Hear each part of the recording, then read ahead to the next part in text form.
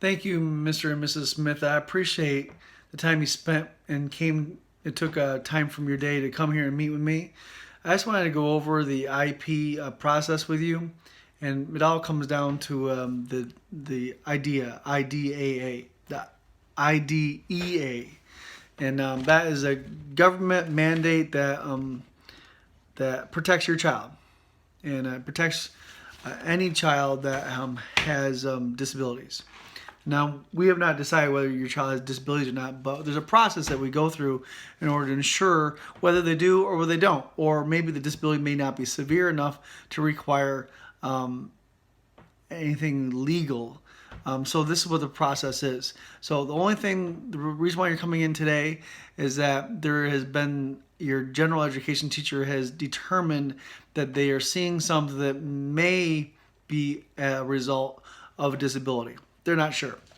So I met with the general education teacher, and I am going to evaluate your child a little bit closer and determine whether we should go to the next step. Now, the next step would be that we determine there actually is a referral, and then there would be tests taken and be a deeper evaluation, more structured, and be more people involved.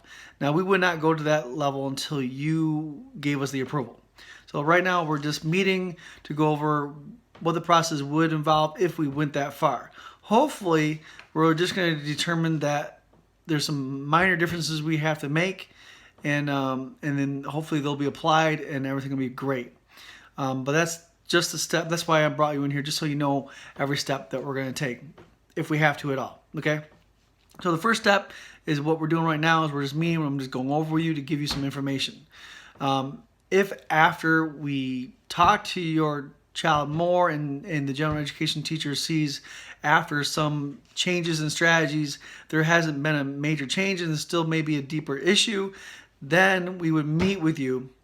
We would talk to you more about it. We would have a team of people there with you. The team of people would be could be a school psychologist, it would be administrator, it could be a nurse, it could be a professional. You could bring people in as well if you want to, and just talk more about it and see what you feel and see what you're seeing at home, because you might be seeing the same thing at home that we're seeing, or you might not be. So then, if you give us approval, and then we would actually do a referral that would be an evaluation. So it'd be tests. There'd be professionals involved, and we have 60 days to complete that. Then after the 60 days, we would meet again with you and your child. Your student definitely needs to be involved because they need to know what's going on. No one wants to be left in the dark, and no one wants to be suddenly throwing something at them without them understanding what the process is. And your child definitely needs to be involved and will appreciate it tremendously as they grow older, to realize they were involved in the process and they weren't just something just wasn't thrown at them. Okay, so after there's an evaluation, we'll meet again. We'll talk about the strategies. We'll talk about, we'll need to listen to you. What do you think? A lot of times it has to do with what you believe. It's not just what and the professionals believe. You are seeing your child more, and we are usually, on the weekends and nights and stuff. And you may be seeing stuff that we have not even seen yet. So we'll talk about that. And then there'll be an actual, we go through the evaluation, and then once everything has been decided with you, then there would actually be a legal matter involved where where the IDEA comes in, and not literally, but and protects your student and gives your student rights, and we would then write up something, a letter to say this is what we're going to do. And we would have professionals to agree on everything that we're going to do. So that would be later on, but I just want to give you an idea of what's going to happen. Now, after all that happens and we we would get back together once a year and determine if it's working, if it's not working, and we can also get together even more often than that, but at least once a year just to make any determinations. The general education teacher and the special education teachers can be contacting you constantly, depending on what you want, but usually once a week, once a month, especially initially. Then as it goes on, you're seeing that everything's working well, and we can make adjustments along the way. You'll be completely involved in every aspect of it, and your student is going to know what's going on as well.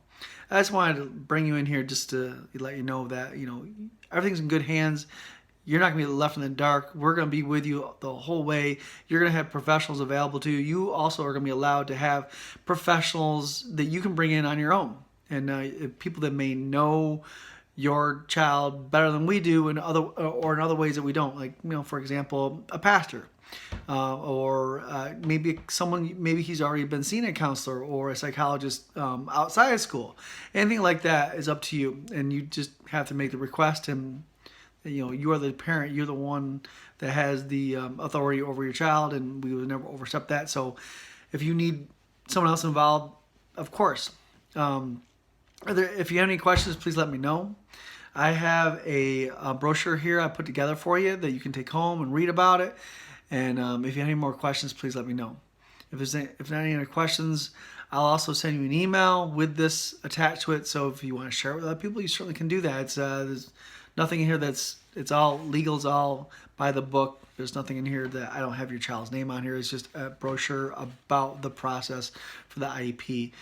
And if you have any more questions, please give me a call or email me, or we can set back another meeting anytime you want to. Thank you so much. I appreciate your time.